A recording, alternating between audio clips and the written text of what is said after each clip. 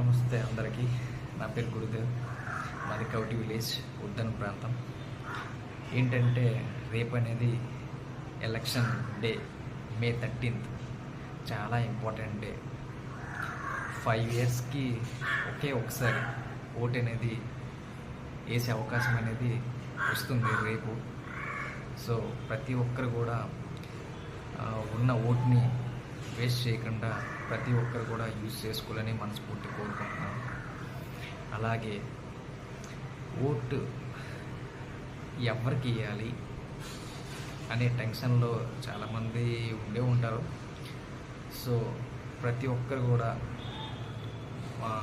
Mature మైండ్స్తో ఆలోచించి ఎవరికైతే గెలిపిస్తే బాగుంటుంది అని ఓటేసే ముందు మీ కుటుంబ సభ్యులతో కానీ లేదా మీ మనస్సాక్షిగా కానీ ఒక్కసారిగా ఆలోచించి ఎవరికైతే ఏ నాయకుడిని గెలిపిస్తే బాగుంటుంది, ఏ నాయకుడు గెలిస్తే మనకి ఏ కష్టం లేకుండా జీవనం అనేది సాగించగలం అనేది ఆలోచించాలి.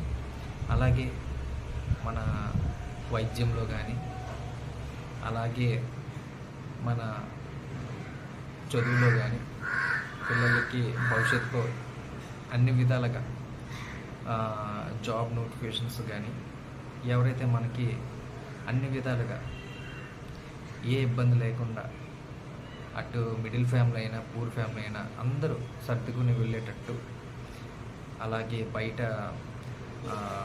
ప్రతిదీ పప్పు ఉప్పు ఇలా అన్ని ప్రతి విషయంలో కూడా కిరాణా సామాన్లతో పాటు అన్ని దాంట్లో పెట్రోల్ ధరలు అన్ని విధాలుగా తగ్గించే అలాంటి గవర్నమెంట్ అనేది మనకు కావాలి. సో ప్రతి ఒక్కరు కూడా ఓటేసే ముందు అలాంటి లీడర్ని చూస్ చేసుకోండి.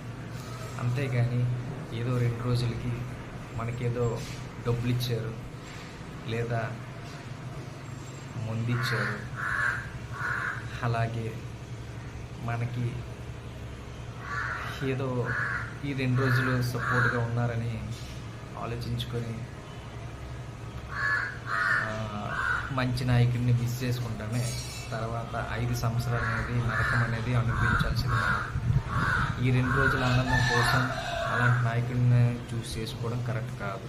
సో వీరే ఎవరు సపోర్ట్ చేసినా పర్వాలేదు, అలాగే అందరితో తిరిగినా పర్వాలేదు, కానీ చూస్ చేసినవాడు మాత్రం ఆ లోపల బూత్కి వెళ్తాం కదా.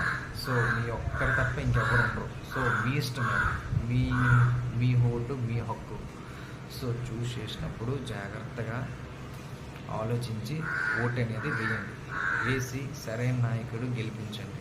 ఏ నాయకుడైనా పర్లేదు, ఏ నాయకుడు వచ్చినా మనకి ఏం లాభం లేదు, అలాగే నష్టమని ఏం లేదు. ఏ నాయకుడు గెలిచినా కూడా ప్రజలకు ఉపయోగపడాలి, ఎవరికి కష్టం లేకుండా ఉండాలి.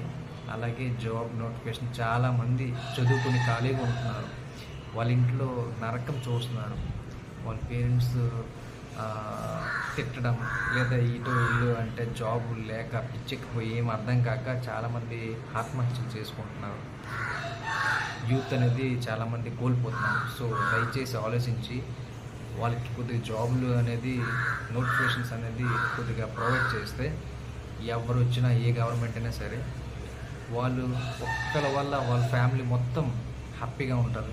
సో దయచేసి గుర్తుపెట్టుకొని ఏ గవర్నమెంట్ వచ్చినా కూడా కొద్దిగా ఆలోచించి యూత్ కోసం, యూతే రేపు వాళ్ళ భవిష్యత్తు ముందుకి మంచికి వెళ్తేనే మనకి డెవలప్మెంట్ అనేది కనిపిస్తుంది. సో అందుకే ఆలోచించి ఓట్ అనేది చాలా ఇంపార్టెంట్. ఓకేనా?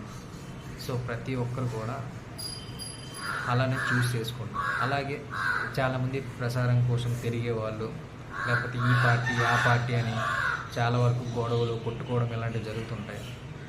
సో పెద్ద పెద్ద నాయకులు వాళ్ళు బాగానే ఉంటారు, కానీ మధ్యన కోల్పోయేది మనం. సో అందుకని అది కూడా దృష్టిలో పెట్టుకుని మూర్ఖత్వంగా ఆలోచించి మనం కొట్టుకుని సస్తే మన ఫ్యామిలీ సఫర్ అయ్యి మనకే నష్టం వస్తుంది తప్ప వాళ్ళు బాగానే ఉంటారు.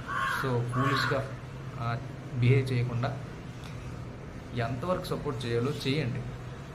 మీకు ఎంతవరకు వాళ్ళ మీద అభిమానం ఉంటే చేసి జాగ్రత్తగా ఇంటికి అనేది చేరండి. ఓకేనా? అప్పుడు మళ్ళీ మీ ఫ్యామిలీ దగ్గర ఉంటే వాళ్ళు కూడా కొద్దిగా హ్యాపీగా ఉంటారు. మీరు ఎవరికైనా సపోర్ట్ చేయండి, కానీ ఎవరైనా సరే ప్రజలకు ఉపయోగపడే నాయకుడు మాత్రమే కావాలి. అది ఈ పార్టీ అని కాదు, ఆ పార్టీ అని కాదు, ఎవరైనా సరే ప్రజలకు ఉపయోగపడితే అది ఏ నాయకుడైనా పర్వాలేదు. నేనైతే దానికే సపోర్ట్ చేస్తాను. ఓకేనా? సో ప్రతి ఒక్కరు కూడా మీ మనస్సాక్షిగా ఎవరికైతే గెలిపిస్తే బాగుంటుంది ఫ్యూచర్ అనేది, ఈ 5 ఇయర్స్లో ఎలా ఉన్నాం, లేదా ఇంకెవరికైనా ఛాన్స్ ఇస్తే బాగుంటుందేమో అని ఇలా ఉంటాయి కదా. సో అలా చూస్ చేసుకుని కరెక్ట్ అయిన నాయకుడు మాత్రం ఎంచుకోండి. ప్రతి ఒక్కరు ఈ రాష్ట్రం మొత్తం బాగుంటుంది. లేదు అంటే చూడండి, ఇప్పుడు కొందరు చాలామంది చదువుకున్న ఖాళీగా ఉంటున్నారు, అన్ఎంప్లాయీస్ ఉన్నారు చాలామంది. వాళ్ళకి నోటిఫికేషన్స్ లేకపోవడం వల్ల ఎక్కడెక్కడికో వేరే స్టేట్కి వెళ్ళి కష్టపడుతున్నారు, అలాగే వేరే కంట్రీస్కి వెళ్ళి కష్టపడుతున్నారు. సో చాలా ఇబ్బంది పడుతున్నారు. అదే మన ఇండియాలోనే అన్ని విధాలుగా నోటిఫికేషన్స్ అన్నీ అందజేసే గవర్నమెంట్ ఉంటే మనం ఈరోజు బయటికి వెళ్ళి కష్టపడే అవసరం లేదు, హ్యాపీగా ఫ్యామిలీతో ఉండొచ్చు. సో అది నాకు, ఎవరైతే మీకు మనస్సాక్షిగా ఉంటుంది కదా, సో వాళ్ళకి మాత్రమే ఓటేయండి. ఎవరు మనీ ఇచ్చినా తీసుకోండి, తప్పేం లేదు. ఎందుకంటే అది మన మన మన సొమ్ము, అది మన డబ్బు, అది మన కష్టార్జితం. సో అది తీసుకుంటే తప్పేం లేదు. ఎందుకంటే ఈ రోజుల్లో రాజకీయ వాళ్ళని ఇది ఇస్తాం అది ఇస్తాం అనేసి ఎలక్షన్ ముందు ఒకలా చెప్తారు, ఎలక్షన్ గెలిచాక పదవి వచ్చిన తర్వాత ఒకలా మాట్లాడతారు. సో వాళ్ళు మోసం చేసినప్పుడు మనం ఈరోజు అందరి దగ్గర మీకు సపోర్ట్ చేస్తున్నామని మనీ తీసుకొని మనకు నచ్చిన వాళ్ళతో నాయకుడిని గెలిపిస్తే తప్పేం కాదు, అది మోసం కాదు అసలు నా దృష్టిలో. ఫైనల్గా ఏంటంటే ఓట్ అనేది జాగ్రత్తగా యూజ్ చేయండి, వేస్ట్ చేసుకోకండి. ఎందుకంటే ఇది మళ్ళీ మళ్ళీ రాదు. 5 ఇయర్స్కి ఒకే ఒకసారి ఓటు. ఒక్కసారి ఎవరైనా ఇక్కడ వస్తాడే 5 ఇయర్స్ మన నెత్తి మీదే ఉంటారు. మనం కూర్చోమంటే కూర్చోవాలి, నిలబడమంటే నిలబడాలి. సో అలాంటిది కాబట్టి సో ప్రతి ఒక్కరు కూడా ఓట్ అనేది జాగ్రత్త యూజ్ చేసుకోండి. ఓకేనా? Thank you. జై హింద్.